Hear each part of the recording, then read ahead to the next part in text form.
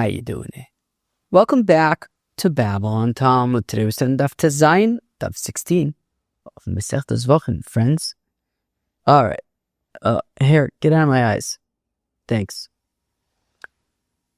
Friends, today we begin the second parak of Masechta Zevachim. Should I tell you anything about the second parak? Ich weiß nicht. I don't know how far into the second parak. I think I'm only 2 daf into the second parak so far. So far, it feels like it's maybe a little bit easier. It's hard to tell. I feel like whenever I've said that in the past, it hasn't really made a difference. So I guess literally time will tell. We'll literally take a look at how long this daf is, and we will draw our own conclusions. On today's daf, we talk about, before we talk about what's on today's daf, just even what's at the beginning of today's daf, which is, so this parak is called Kol Zevachim Shekiblu Daman.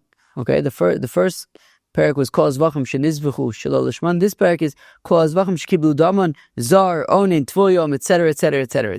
The parak starts off with a Mishnah that lists all the people who are puzzle to do Kabolas Hadam. Who I think maybe I saw in the Rambam that pretty much all of these people would be mutter to do shchita, right? We said shchita is ksher bizarre, for example, right? So shchita is also ksher for, I think, most of these people, not a tummy person, but mikabala va'elach mitzvahs kihuna, and all of the people listed in this Mishnah would be prohibited from doing Kabolas Hadam. And now, what we're going to focus on in the Gemara today is, number one, prohibition of Zars from doing Kabolas Hadam, right? One of the people listed in the Mishnah who's not allowed to do Kabolas Hadam is a Zar, a non-Kohen. So we're going to discuss why is that so? How do we know that is so? And secondly, we will discuss the prohibition of Onains from doing Kabolas Hadam. We'll talk about what an Onain is. Whatever. We'll talk about what an Onain is and how we know that an Onain is prohibited from doing Kabolas Hadam. Friends, so that is what's in store for us today on Daf Zayin of Masechta Zevachim. Let us get it. All right, friends, we are going to begin at the new parak, the beginning of the second parak of Masechta Zevachim, at the Mishnah on Daf Vav Amid Beis. Says the Mishnah Kol Zevachim Shekiblu Damon. Any korbanis where the Kabolas Hadam, right? That's, of course, as we know, after the shchita, a kohen would then put a receptacle underneath the neck of the animal, and the animal would bleed out into the receptacle, into the vessel, and then that vessel would be brought over to the mizbeach, etc. So any korban shekiblu daman, whose blood was received, Kabolas Hadam, was performed by a zar, a non-kohen, an onain. So, Chaver, what exactly is an onain? Right, I kind of alluded to in the introduction that we were going to kind of figure out what this is. Who could tell me what an onain is? Like, seriously, who could tell me? Because I'm not super clear on what an onain is. Says Rashi, onain is kozman shelo nikbar ames. So long as the mace has not yet been buried. So you are an onain, implying what? That once the mace is buried, you're no longer an onain. I think what throws me off is that there's this concept of aninus laila, that you're an onain at night. So where does anina, if you're only an onain until, so an immediate relative passes away, and then you're an onain until they're buried. But there's also concept of aninus laila. So are you still an onain even after they're buried until the end of the night? So I don't know, in my mind, maybe, I don't know if this is true or not, but in my mind, maybe it depends, if the mace was buried that day or not. So maybe if the mace is buried that day, maybe you are an onain at least for the first day, and it's machlokas, I think, if aninus laila, I think aninus laila is at least a rabbanan, I think. So maybe for the first day and the following night, you will be an onain no matter what, maybe. But if the relative is buried the next day or later than that, so then maybe you're only an onain until the mace is buried, and then immediately it ends. Well, and then Shiva probably begins. But anyway, so yeah, that's why I'm always a little bit unclear on onain, because I think this concept of aninus laila kind of throws me off, because if you look at Rashi, It just sounds like, well, once the mace is buried, Aninus is over, and yet, then how could you still be an Onain at night? So maybe there's a distinction between if they're buried on the day that they died or not. But anyways, in Onain, Rashi says, somebody who has a relative who passed away and has not yet been buried, that is an Onain. Tvul Yom. We saw Tvul Yom already on the first daf of Shash. So I know that we've seen Tvul Yom. Tvul Yom Be'etzim is somebody who's tamei and goes to the mikvah and they're tamei until the evening. So one example of a Tvul Yom could be if somebody touches a dead sheretz, right? Dead sheretz is an avatuma. They become a rishon latuma, go to the mikvah, tamei at erev. You're tamei till the night. So between the time that you went to the mikvah and the nighttime, you're a Tvul Yom. The day ends, nighttime begins, you are now tahor. Now, there's also, that leads to the next one, umechusar kippurim. Now, mechusar kippurim is, for example, if you have a zav. Now, a zav, so a zav is there's also a zava, but a zav would be a man who sees some kind of thing that he shouldn't be seeing coming out of his you-know-what, and this happens 3 times. This happens, I think, 3 times over the course of 3 days or less, I think. Now, if that happens, so then this individual needs to wait 7 days without seeing any of this stuff that he shouldn't be seeing. After that, he becomes tahor. After 7 days without seeing things that he shouldn't be seeing, he becomes tahor. Now, once he becomes tahor, he goes to the mikveh and he'll be a tvul yom until the end of the day. But he's not yet done because the next day he needs to bring korbanos. So once he's a tvul yom till the night. Comes the night, he could, if he's a kohen, he could already eat truma, for example, which is like what we saw on the first daf of Shas. But he wouldn't be able to eat korbanos or anything until he brings his korbanos the next day. So until he brings his korbanos, even if he already went to the mikvah and it's been nighttime, until he brings his korbanos the next day, he's what's called a mechusar kippurim. So whether he's a tvul yom, whether he's a mechusar kippurim, he can't do Kabolas Hadam. Or if he is not wearing all of the priestly vestiges. I don't know if a vestige... Oh, you don't have a computer. What's a vestige? What is a vestige? Garment? A vestige is a trace or remnant of... Oh, no. Nope. Vestige, a trace, the smallest amount. Ooh, no, this doesn't seem... Okay, no. Okay, vestige does not seem... trace, no. No. Yeah, vestige seems to have nothing to do with clothing. Really? Dennis, is it right? Vestige has nothing to do with clothing? Okay. Well, what were we saying? If he's not wearing we'll just say the boring old word garment. So if he's not, if he's not wearing the requisite, how about that? The requisite garments. So if he's a kohen hedjit, there's of course 4 garments that he needs to be wearing. If he's a kohen gadol, there are 8 of them. So if he's not wearing sufficient if he's not wearing the proper garmentry that he needs to be wearing, or if he didn't do kiddush yadayim v'raglaim. Honestly, I feel like kiddush yadayim v'raglaim hasn't really come up much in our experience through Shas. Hopefully it'll come up soon because I kind of want to know more about it.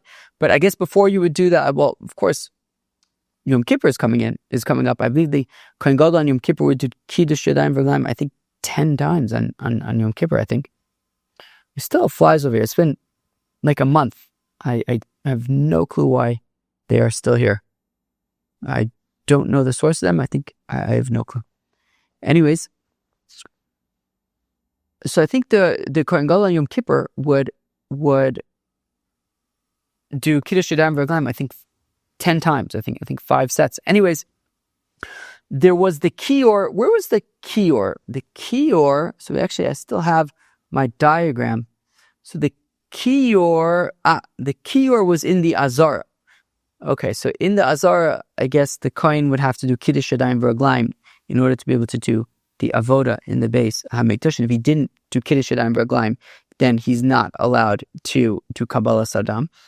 Orel, if you have a Kohen who doesn't have Bris Milah, why doesn't he have Bris Milah? Well, because when they did Bris Milah on his brothers, they died. So they didn't do it for him. He can't do Kabolas Hadam. Tomik, if he's impure, he cannot do Kabolas Hadam. Yoshev, if he's sitting, can't do the avoda when you're sitting. Omer agav kelim, or if he's standing on vessels, agav behema, or on an animal, agav ragli chaver, or on his friend's feet. Puzzle, it's possible. You have to be touching feet on the ground. Your feet have to be touching the ground. Babble small, puzzle. Did I read the word puzzle? So in all of these cases, puzzle, right? Zar, Onains, Tvoyom, etc., etc., etc., etc., etc. All of those cases, the Kabolas Hadam is puzzle. Kibel bismol, puzzle. If he does the Kabolas Hadam with his left hand, puzzle. Got to use your right hand. Reb Shimon Machshir. Reb Shimon says that if Kabolas Hadam was Kabolas Hadam'd with the left hand, it's kosher according to Reb Shimon. So now, says the Gemara, the first words of the Gemara in the second parak of Masechta Zevachim.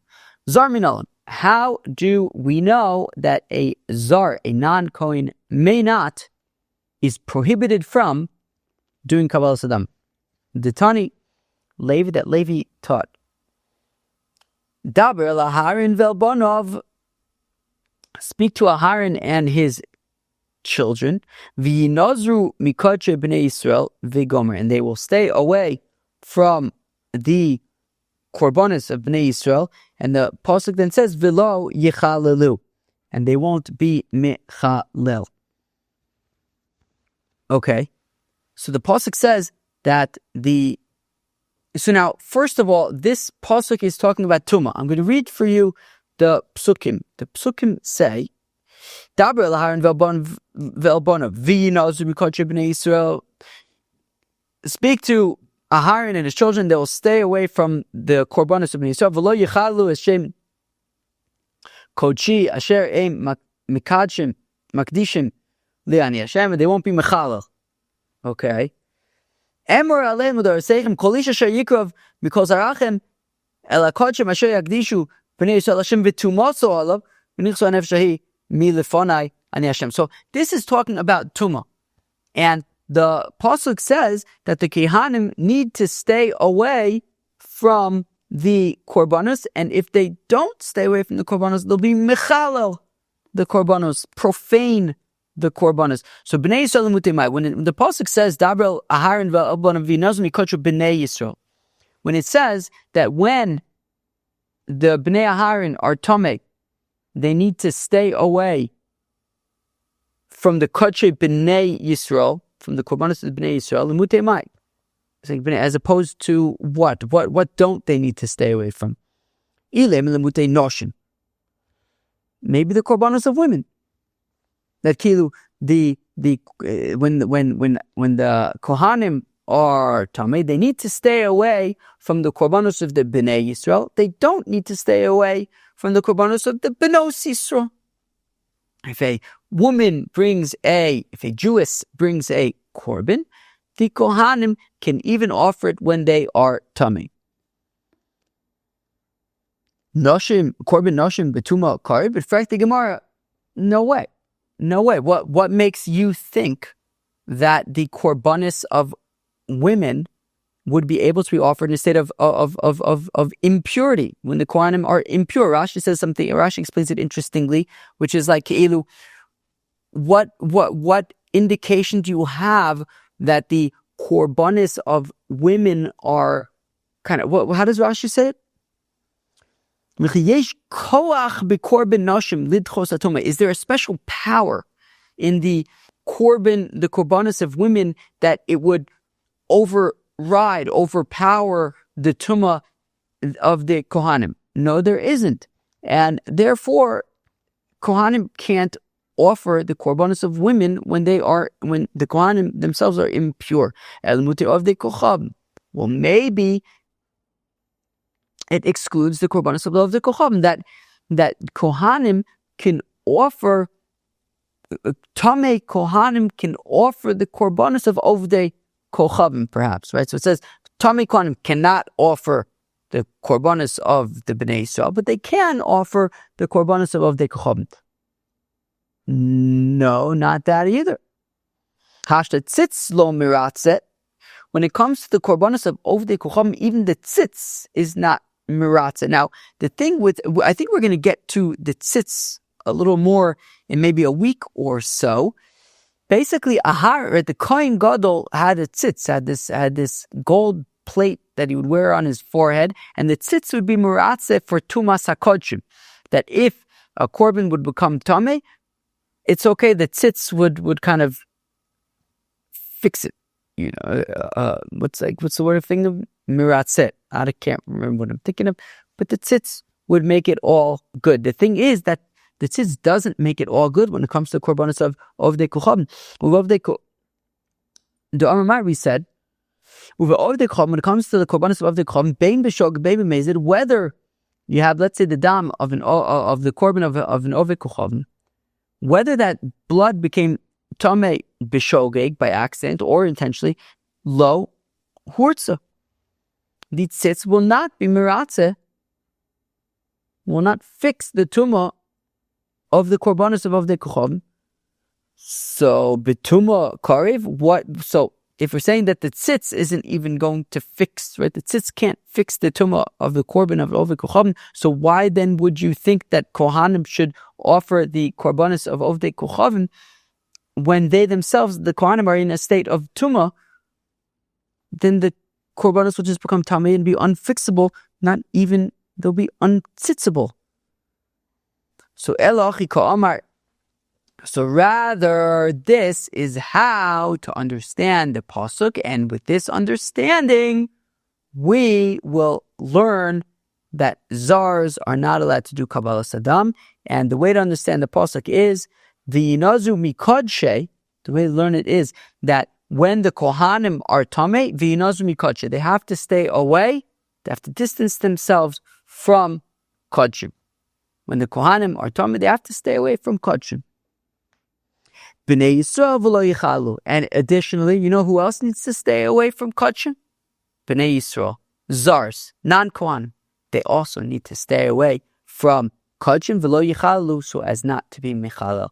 Okay, givaldik. So there you have it. That we have this pasuk of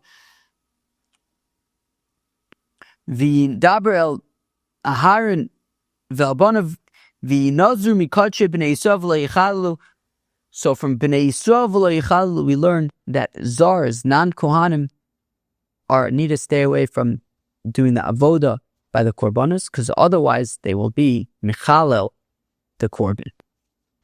Now says the Gemara, Dever b'Shmuel Tana Asur b'Kav v'Chomer. So by the Besmedrish of Bishmuel, they didn't learn it out from Daber el Aharon v'Albonav v'Nazur b'Kodshei b'nei Yisrael. They did not learn it out from there.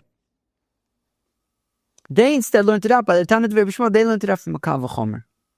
And this is going to take us for a while now. These like different kavachomers, we're going to see them now by Zar, but then we're going to also see similar ones by Onains. So we learn it from kavachomer, mibalmo, from a baal mum, a blemished kohen, a kohen who has a blemish. Uma baal mum she'ochel, a baal mum, a blemished kohen. He's allowed to eat korbanos, right? You have a kohen, he's got a mum, so he can't offer korbanos. He's not allowed to do the avoda. However, but that was listed. Did we list that in the Mishnah actually? I actually don't see it in the Mishnah. But a blemished kohen, he's a kohen. He's allowed to eat kodesh kodeshim, so he can just kind of ambulate into the spatzir, into the azar, say what's cooking, and they say, oh yeah, we got some korban chatases, and he can eat, he can enjoy himself. He can't do the avoda though, so he's allowed to eat kodesh kodeshim, but he's not allowed to do the avoda, and if he does, he's mechal the avoda. So my balmum she'ochel, who's allowed to eat kodesh kodeshim, im over chila, but if he does the avoda in the Beis Hamikdash, he's mechal the avoda. No good. Well, zar she'eno ochel. Well, then obviously, a zar who can't even eat kodesh kodeshim to begin with, eno dinshim over chila. Obviously, then if he does avoda in the Beis Hamikdash, he's going to be mechal the avoda. Do we say wait? Not a good comparison because ma'ala balmum she can also be korev kimakriv. Interesting. By the balmum though, there's this other thing going on by the balmum, which is that they make the korev the kimakriv, that we make a similarity. We similarize. I feel like that's not a word. We equate, we same eyes the karev, the animal that is offered, and the makriv, the offerer. And just like the animal that is offered is healthy and does not have any blemishes, so we do this, we same eyes with the offerer, with the kohen. He's also going to be unblemished. He's also going to be completely healthy, unphysically blemished. So the thing is, when it comes to balmum, there's that comparison going on between the offering and the offerer, and they all have to kind of be unblemished. That doesn't necessarily apply. We don't have that saming by a zar. Okay, fine. So Tameh Yochiach. Okay, well then, how about this? Let's learn it out from a Tameh, because by a Tameh, there isn't any of that saming with the korban, right? Because a korban that, so long as it's still alive, can't become Tameh. Right? The animal is not going to become Tameh so long as it's alive. So there isn't that saming of the korban and the karev and the makriv when it comes to Tameh, to Tumah. And also, if a kohen is Tameh, you'll be mechal the avoda. Malatamish can mitame, but you don't learn out zar from Tameh, because a Tameh, it's got its own sort of situation going on with it, which is that it is mitame. I assume that the concern is kilu, it'll be mitame the avoda, right? Of course, a Tameh can't do the Kabolas Hadam. You don't want a Tameh person doing Kabolas Hadam. He's going to be mitame the korban. Balmum yochech, okay, fine. So why don't we then learn now from balmum? But v'chazar din. But then we're gonna have the same thing, that balmum, there's the whole karev makriv thing. Okay, lo rizeh krizev, lo rizeh krizev. Okay, look. The nature of a balmum is unlike the nature of a tameh, and vice versa. Okay, each one's got its own technicalities. However, what they have in common is that that there is an azhara, that you're not allowed to do the avoda when you're tameh. You're not allowed to do the avoda if you are a balmum. V'im avdu, and if you did do the avoda chilalu, they will be mechalal the avoda, they'll ruin the avoda. Afan yovi zar. So guess what? I will also pull in the zar, shehu muzhar, that he is also warned against doing the avoda, v'im avad chilel, and if he does the avoda, he is going to be mechalal it minol the muzhar fekti gemara. How do we know that a zar is warned against doing the avoda in the Beis Hamikdash? Mi v'yinazru. Well, if you're going to suggest that, we'll learn it out from the pasuk that we learned it out from earlier. V'yinazru mikadshe b'nei Yisrael v'lo yichalalu. That pasuk. But if that's the case, chilul begufei ksiv. Well, if that's the case, we had learned earlier that literally the pasuk is telling us that a zar is being mechalal the avoda. So I don't need this kal v'chomer that Tanit Reb Yishmael is talking about. right? If we learn it out straight up from the pasuk of V'yinozu, so we don't need this kal v'chomer. Then we just have a pasuk to teach us. Ella mizar lo yikrav aleichem. The pasuk says in the context of the kohanim, it says v'zar lo yikrav aleichem, that zars cannot come close to you. Zars have to stay away. And so there you have a lav, right? It says v'zar lo yikrav aleichem.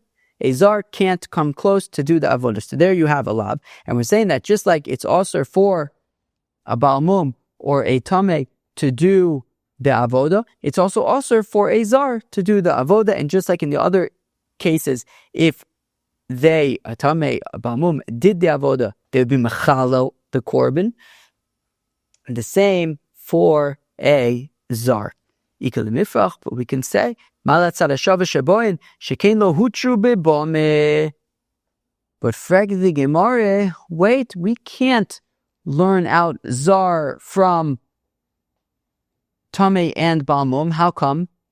Because tameh and balmum are also when it comes to abama. Also when it comes to abama. Abama, of course, being a private altar. There were periods in Jewish history when private altars were permitted. And on a private altar, a tameh person cannot offer a korban on a private altar in one's backyard or front yard or wherever. Also, a balmum cannot offer a korban on a private altar, on a bama.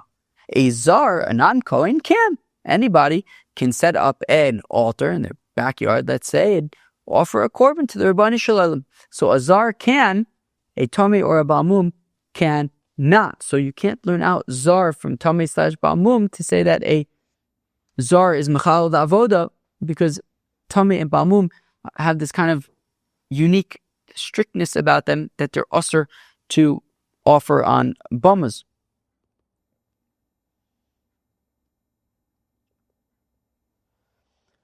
Lo tema tameh. So you know what? Don't learn out from tameh. Swap tameh. Lo tema tameh yochiach ela ema onain yochiach. So instead of saying tameh, let's talk about onain. That an onain is mechal the avoda, and we'll say also that a zar is mechal the avoda. But mala onain shkin osur b'maiser. Yeah, but an onain has its own stringency in that an onain is not right. The pasuk says, we read it recently in Parshas Kisavo, la'achalti ba'oni mimenu. That by vidur meiser, a person says, I did not eat meiser as an onain. An onain is not allowed to eat. I think it's probably meiser sheni, but maybe any of the meisers. Anyway, so an onain is not allowed to eat meiser, so that's kind of its stringency. Balmum yochiach. Okay, fine. So then let's learn it out from balmum. Yeah, but balmum, karev and makrim. Lo rizek rizet, natzad hashavah shebon shemusar and chulei. We say, yeah, but at the end of the day, yeah, each one's got its own issues. But both by onain and by balmum, they are warned and they're mechal. So also a zar is warned, and he will also be mechal. But can't you ask the same question when it comes to onain and balmum, that there's no indication that they are permitted to offer on bamas? Maskeflar of Sama Braid Derava, Uman Lema to Onin also bebama, Dilmashari bebama. But if Sama Braid Derava says, 1 second, how do you know? Who told you? Who told you that an onain is forbidden from offering on a bama? Maybe an onain can offer on a bama. What do you think about that? So maybe, therefore, an onain can offer on a bama, and so can a zar. And maybe actually we can learn that a zar who does avoda is mechalo, just like an onain and a baal mum. Rav Misharshia Omar, says Rav Misharshia, Asa kal v'chomer miyoshe. Rav Misharshia learns that a zar is mechal avoda from yoshev. Uma yoshev she'ochel, A kohen who's sitting. So a kohen who's sitting, he's allowed to eat kodshe kodshim. He's allowed to eat korban chatos, no problem. But if he does the avoda while he's sitting, he'll be mechalel the avoda. So zar she'eno ochel, so a zar who is not even allowed to eat kodshe kodshim, eno din she'im avad chila, then certainly if he does the avoda, he will be mechal. Malu yoshev sh'kim pasul le'edus. But as we know from Masechta Shavuos, I think Perek Shavuos Ha'edus, we learned that v'amdu shnei anoshim she'shlem hariv, or something like that. That I think that we learned from there. That's talking about the balei dinim. Actually, no, it's talking about the edim. Right, exactly. We're talking about the edim. So in there we learned that the edus has to be standing. So somebody who's sitting is pasul le'edus. So don't learn out from them. Miyoshev Talmud Chacham. Yeah, if it says the Gemara, we're not learning out from just any regular sitting people. We're talking about Kohanim who are Talmidei Chachamim who are sitting. So a Kohen who's a Talmud Chacham and is sitting is allowed to eat kodshim, but cannot do the avoda. And you're going to say, well, he can't give testimony. Yes, he can. We learned in Masechta Shavuos that if he's a Talmud Chacham, he can sit down. I think we even had a few different examples there of, even like with like a papa. There was like a thing with like a papa and some Talmud Chacham or something like that. Anyways, he like made one person stand, one person sit. I don't remember exactly the story, but the point is, right, the Gemara talked about in Masechta Shavuos about Talmidei Chacham being able to sit, so and give testimony sitting. So therefore, we say what we're learning out is that from a kohen who is a Talmud Chacham and is sitting, who's allowed to eat kodshe kodshim, he's also allowed to give testimony. He's mechalel avoda if he does the avoda when he's sitting. So we'll learn from there that a zar who can't even eat kodshim is going to be mechalel avoda as well. But mad l'shem yoshev shekein posel le'edus, to which we say, yeah, but okay, fine, you're telling me that technically speaking there's an exception to the rule by Talmud Chacham, he can give testimony when he's sitting, but in principle, the rule is generally speaking that somebody who's sitting can't give testimony. So don't learn out from sitting, even though he's a Talmud Chacham. Shem yoshev lo parach, to which Rav Misharsha, I guess, would say, yeah, but we're not concerned about the fact that, generally speaking, Yoshev is pasul le'edus. In fact, the matter is we're learning from a Talmud Chacham. Leave us alone. We're going to learn from a Talmud Chacham who's sitting. Vimtim salomar parich, or even if you want to say, you know what, Taka, it's a good point. Generally speaking, Yoshev is pasul le'edus. Let's not learn from there. But asim Yoshev u'michara mehanach. We learn it from Yoshev, and you're going to say, yeah, but Yoshev is pasul le'edus. Okay, so let's learn it from Yoshev and Onains, for example, right? Yoshev and one of the others. V'Yoshev dekosher bebama minolan. And how is Rab Misharsha so confident that Yoshev is kosher bebama, right? Because Rab Misharsha is kind of coming in response to the previous section of the Gemara where we challenged Onains and Balmum by saying that, hey, they can't offer on a bama. So Rab Misharsha comes and says, well, we're going to learn out from Yoshev, meaning that he's pretty confident that Yoshev is able to offer on a bama, and you can't ask like, well, Yoshev can't offer on a bama. How does he know that Yoshev can? Because the pasuk says lamod lifnei Hashem l'shar, so that the pasuk says to stand before the Rabbeinu Shalom and serve him lifnei Hashem v'lo lifnei bama. The requirement to stand while serving the Rabbeinu Shalom is Dafka lifnei Hashem. It's Dafka in the Beis Hamikdash. But on a bama in some person's backyard, you can sit and offer in somebody's backyard. Okay, and now we get up to the next section of today's daf, Onains. The prohibition of Onains from doing Kabolas Hadam. here we go. How do we know that Onains are prohibited from doing Kabolas Hadam? The pasuk says, "Umina mikdash lo yetze v'lo yichal lo achish lo yotza chilel." This, of course, we've seen in the Masechta Sanhedrin. This, of course, is a pasuk by a Kohen Gadol. It says that when a Kohen Gadol, an immediate family member, passes away, it says, "Mina mikdash lo yetze." He does not leave the Beis HaMikdash. He stays in the Beis HaMikdash. I think it was Machlokes Rabbi Yehuda and maybe Rabbi Meir or something about this. It literally means he doesn't leave the Beis HaMikdash, or maybe just meant that he didn't go to the cemetery or whatever. But anyways, we learn from there that a Kohen Gadol, Mikdash Lo Yetze, stays in the Beis HaMikdash. You could do the avoda in the Beis HaMikdash. No problem. And when a Kohen Gadol, as an Onain, does avoda in the Beis HaMikdash, he's not mechal the avoda. That is okay. Implying, however, a Kohen Hedget, a regular Kohen, somebody who's not the Kohen Gadol, if they do the avoda as an Onain, it will be mechal, it will be a problem. So again, Minolan, how do we know that an Onain is osur to do Kabolas Hadam? Tichsiv is the pasuk says by a Kohen Gadol, umin hamikdash lo yetze v'lo yichal, that a Kohen Gadol, when a family member dies, he can stay in the Beis HaMikdash, can do the avoda, and it will be fine. It will not be mechal the avoda. Ha'acher shelo yatsa, but any other Kohen, a Kohen Hedget, who didn't leave the Beis HaMikdash, who stayed in the Beis HaMikdash, chilel, he will be mechalo the avoda.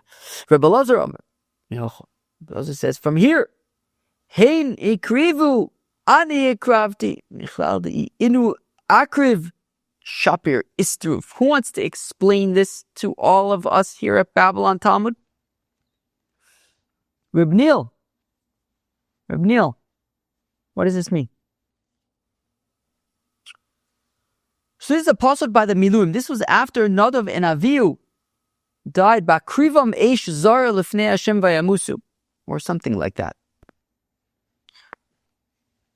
So after Nadav and Avihu died, so Elazar, Isamar, Aharon, they were all Onains.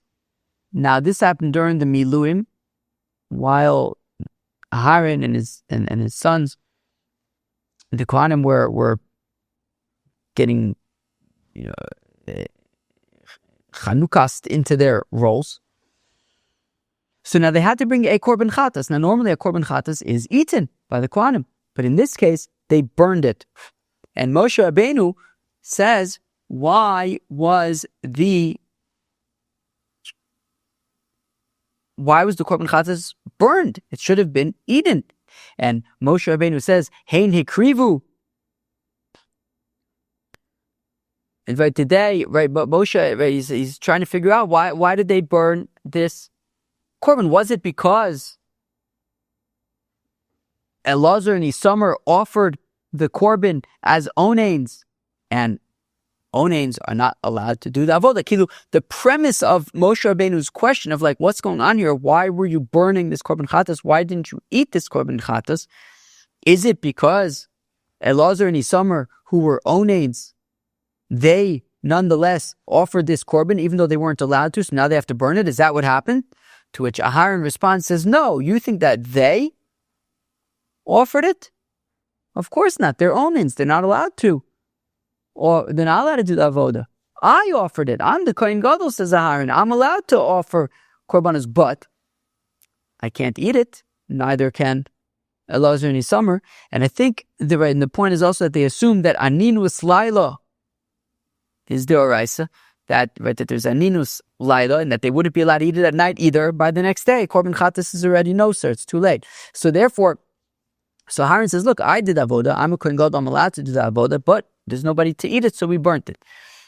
Now, the whole premise of this give and take between Moshe Rabbeinu and Aharon, the whole premise is that Onains are forbidden from doing the avoda.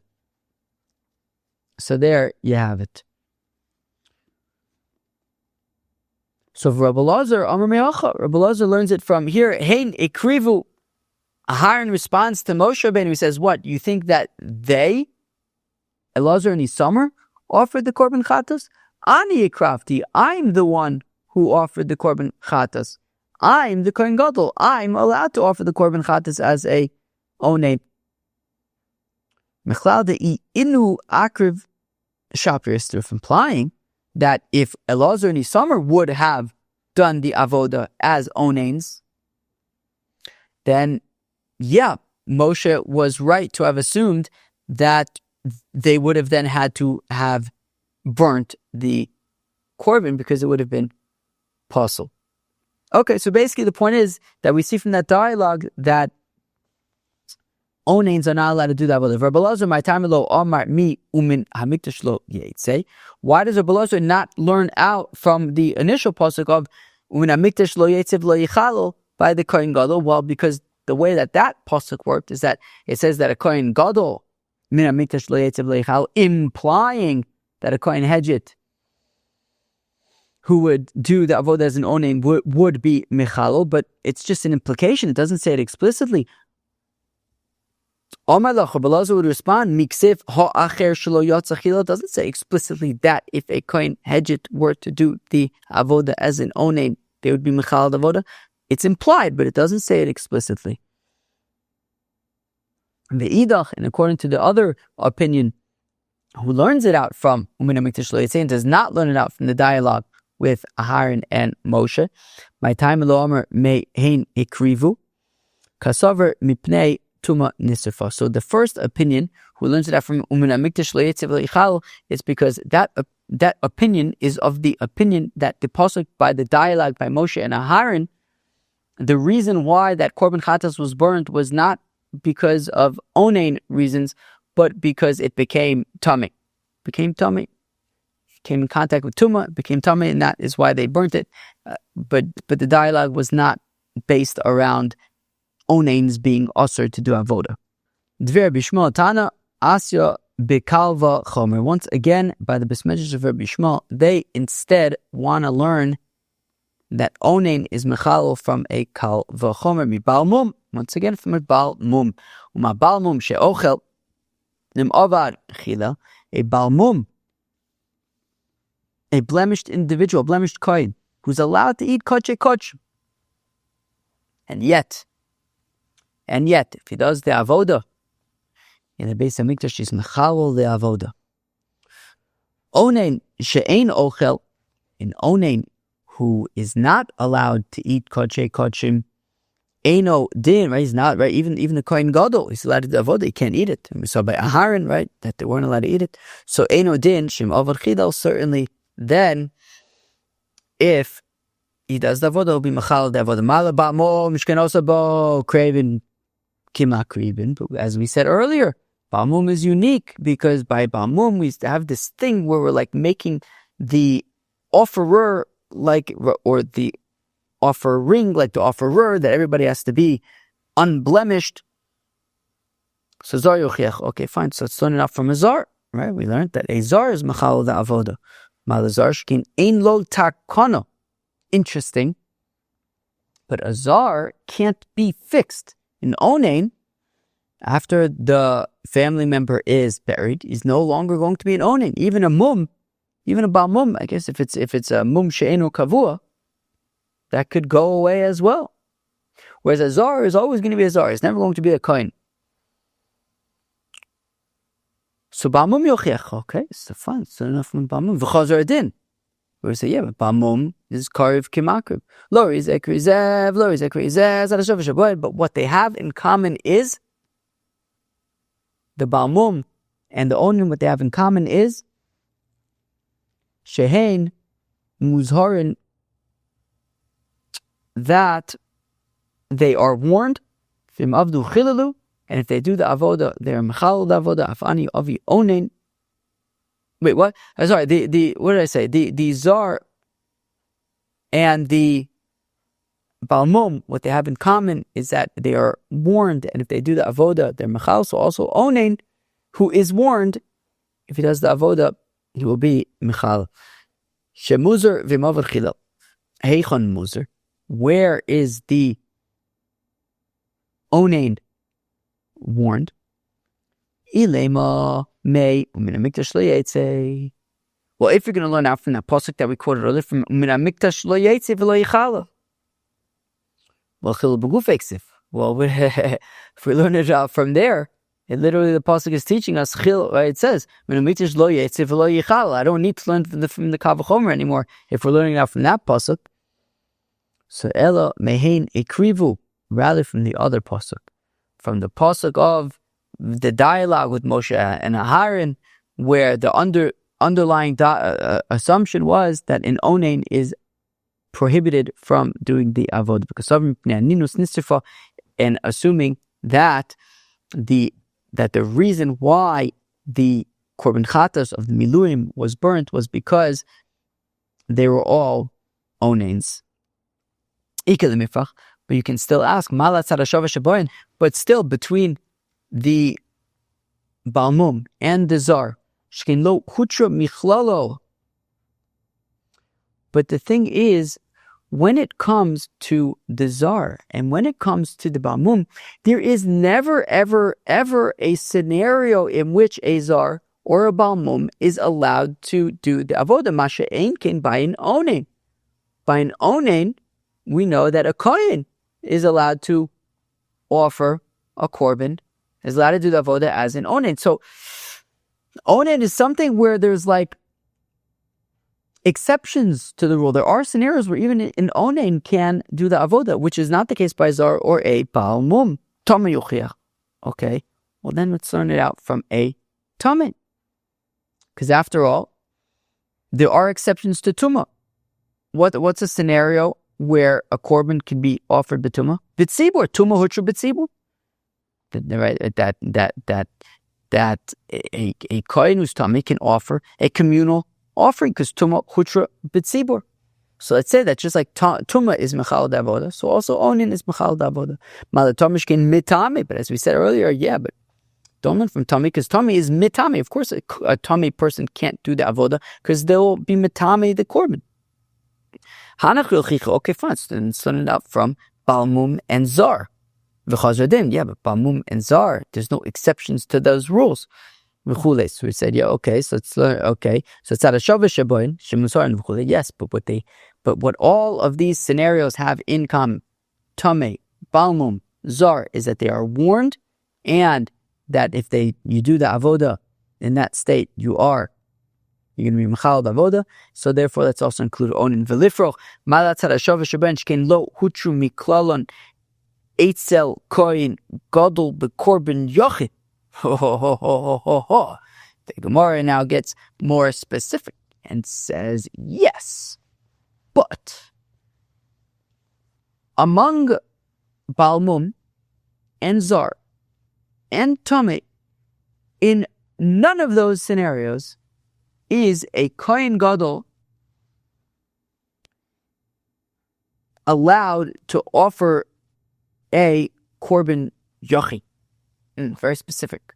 In none of those scenarios would a kohen gadol who is tamei cannot offer a korban yochid, an individual korban.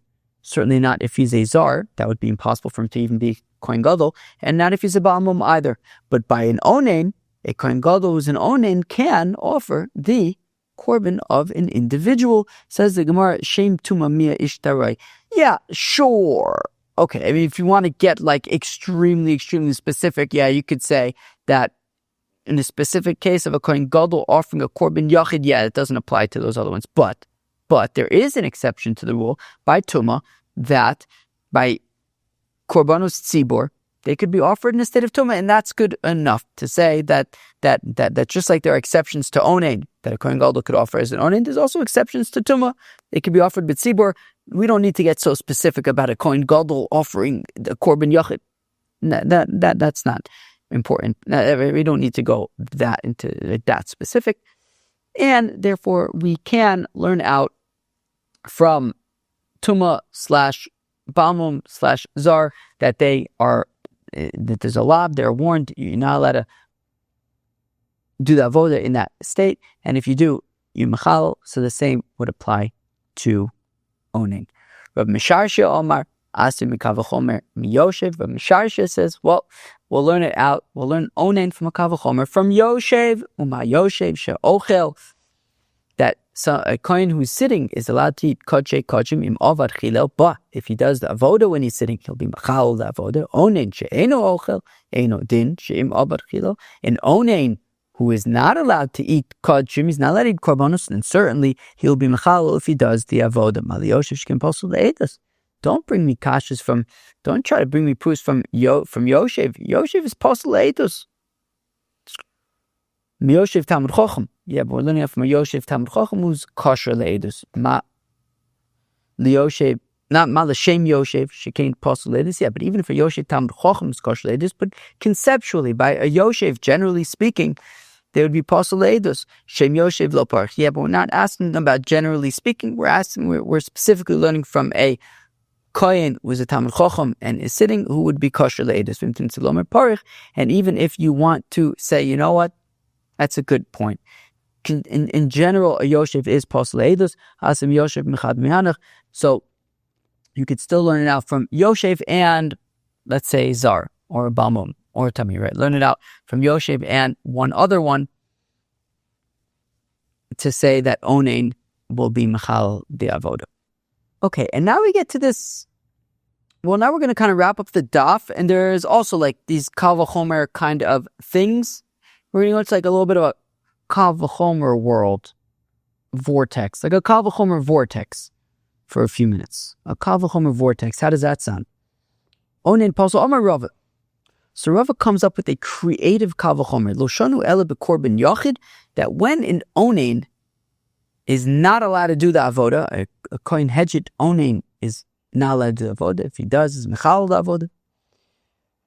So that's only by the korban of an individual. Aval b'korban tzibur miratze.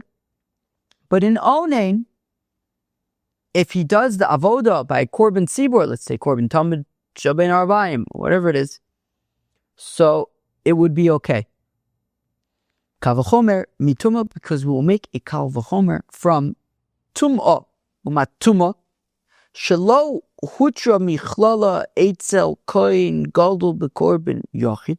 A kohen gadol who is tameh is not allowed to offer the korban of an individual, but hutra eitzel hedget b'korban tzibur.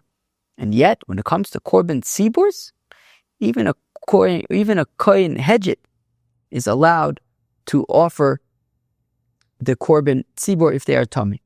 Right, so the kohen gadol who's tameh cannot offer the korban of an individual, but even a kohen hedget who's tameh can offer a communal korban. So aninus shehutra michlala eitzel kohen gadol b'korban yachid. So by aninus, where a kohen gadol who's an onain is allowed to offer the korban of an individual, Eino din shehutra eitzel kohen hedget b'korban tzibur. So certainly, even a kohen hedget who is an onain would be able to do the avoda by a korban tzibur. Right? If they're allowed to do the avoda by a korban tzibur, by tumah, or even a kohen gadol can't do it by a kohen, by an individual korban, well then certainly by onain, where a kohen gadol is allowed to do by an individual korban, then certainly a kohen hedget who's an onain can offer a communal korban. Maskef lo Rava bar Ahiloi. It says Rava bar Ahiloi, don't do that. Don't go there. You are open up a what's the word? Is this some kind of like worm kind of thing? You're a can of worms. You are opening up a can of worms, because if you want to start playing that game of making all sorts of kal v'chomers to come up with all sorts of conclusions, I'm going to suggest a bunch of outlandish kal v'chomers that you could suggest in a similar vein that is going to have you end up in weird conclusions. For example, Lo tuser aninus eitzel kohen gadol. I could make a kal v'chomer to argue that a kohen gadol who's an onain cannot do the avoda for an individual korban. Lotusar aninus eitzel kohen gadol b'korban yochid mikavel chomer, from a kavel chomer. Here it goes. Umat tuma shehutra eitzel kohen gadol b'tzibur. Well, if by tuma a kohen gadol is allowed to offer a korban tzibur, even if he's tameh, and yet lo hutra eitzel kohen gadol b'korban yochid, but a kohen gadol who's tameh cannot offer the korban of an individual. Aninus shelo hutra eitzel kohen hedget bekorban tzibur. Well, aninus, which is not allowed by a korban hedget by the tzibur, eino din. 1 second. Okay, fine. Eino din shelo tusar eitzel kohen gadol bekorban yachid. Well, then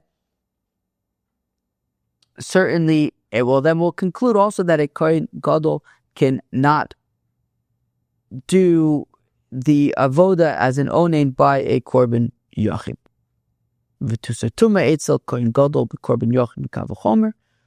Also, I can make a kavachomer to say that a kohen gadol who's tameh should be able to offer the korban of an individual from a kavachomer. Ma'aninus shelo hutra eitzel kohen hedget bekorban tzibur. Well, if we're going to say that a kohen hedget who's an onain cannot offer a korban tzibur, and yet hutra eitzel kohen gadol bekorban yachid, but by a kohen gadol who's an onain is allowed to offer the korban of an individual.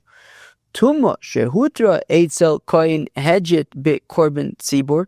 Tuma, where a kohen hedget is allowed to offer a korban tzibur, even if he's tameh, einu din shehutra eitzel kohen gadol b'korban yachid. Well, then I'll say that a kohen gadol should be allowed to offer the korban of an individual when he is tameh. V'lo tusar tuma eitzel kohen hedget b'korban tzibur mekavachomer. Also, I can make a kavachomer to say that a kohen hedget who's tameh cannot offer a korban tzibur. Uma'aninus shehutra eitzel kohen gadol b'korban yachid. Well, because if we take aninus, for example, that a kohen gadol is allowed to do the avoda even for an individual korban when he is an onin, lo hutra eitzel kohen hedget b'korban tzibur, and yet a kohen hedget who's an onin is not allowed to offer a korban tzibur as an onin. Tuma shelo hutra eitzel kohen gadol b'korban yachid. Well, tuma, which a kohen gadol whose tameh cannot offer a korban yachid, eino din shelo tusar b'kohen hedget b'korban tzibur. Well, then certainly a kohen hedget should not be allowed to offer a korban tzibur when he is tameh.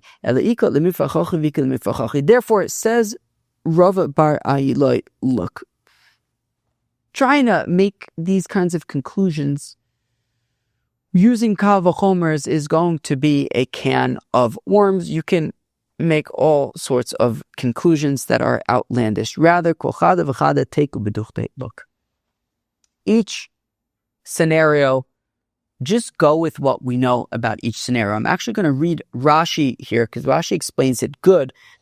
Right? You can make